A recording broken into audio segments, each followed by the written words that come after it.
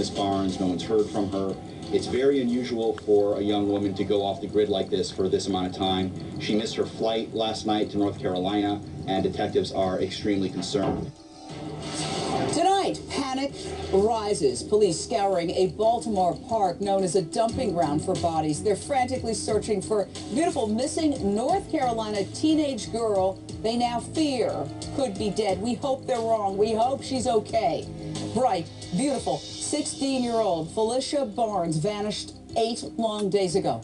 Cops fear she may have been snatched right off the street, abducted in broad daylight. They have 0 leads. Phylicia is from North Carolina. She was visiting her 3 older sisters in Baltimore for Christmas.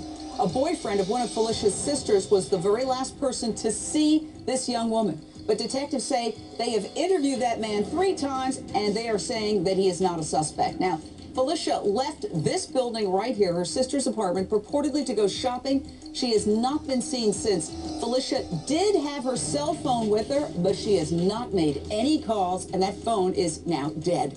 Phylicia's mother says her daughter's money and the emergency credit card she gave her daughter were found inside the apartment. Phylicia was a straight A student who graduated high school early, and she's already been accepted into college.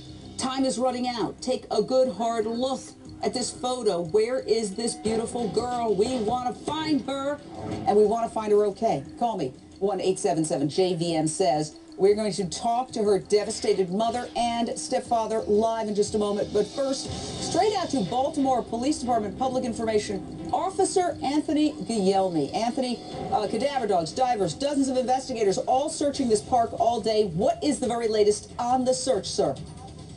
Jane, we just completed the search a couple hours ago, and we found nothing. And after a further investigation, we learned that the tipster in this case was merely giving police a suggestion. However, this morning when we received the tip from the Baltimore Sun, it was actionable enough for detectives to give it some credence. And once the head of homicide got this tip, it included a block number, it included a direction on the street where police should concentrate our efforts. And naturally, given the gravity of this case, we marshaled every one of our resources and scoured the entire park today. Well, I'll tell you a little bit about this. Police have been searching this very nefarious leaking park all day. And I want to show you a satellite street view of the edge of the park. It looks pretty there, but apparently it's a rather sinister place that's notorious for drug deals and crime, and actually known on the streets as a body dumping ground. Investigators came to this spot after getting a very ominous tip. Somebody commented on a Baltimore Sun news article writing, quote, "Humor me.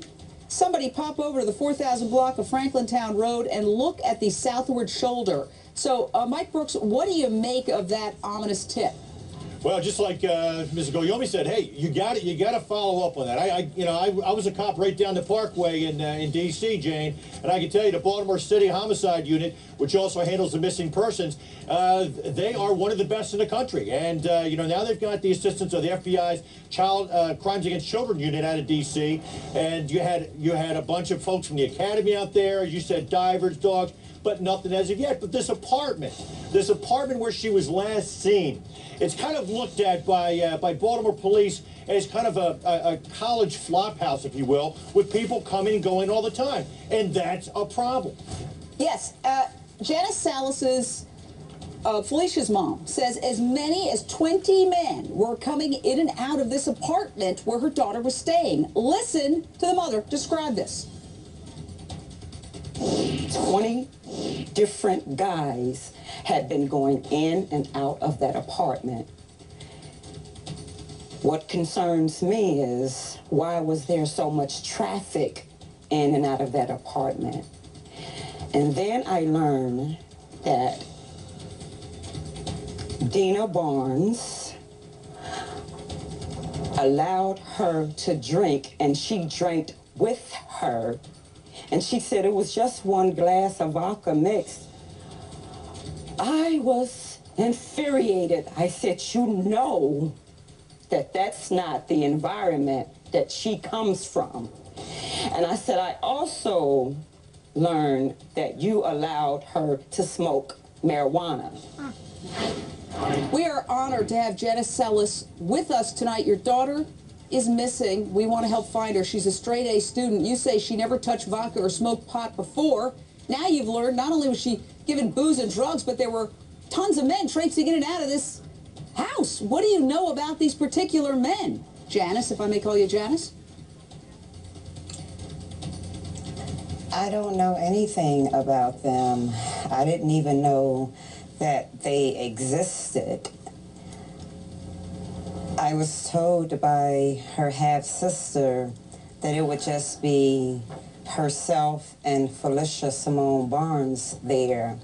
I drilled her over and over again, asking questions about the environment, because she knows I'm a protective mother, and she is not accustomed to that type of traffic. Now, she left without apparently the credit card you gave her or money, but she did have her cell phone. Do you have any idea why she would leave but not take her money with her? Did you get any clue as to where she was going? Where was she going? I don't think she left anywhere on her own. That's the problem. So you feel that she was taken from that house? Tell me what you learned. Yes, I feel that she was taken from that apartment simply because she had once mentioned to her big sister Chantel Salas that the door is always unlocked and people always coming in and out. They don't even knock. This was me, best ribs in Nelson County. But it wasn't. They could have extended that. Oh, Jesus. Mary and Joseph.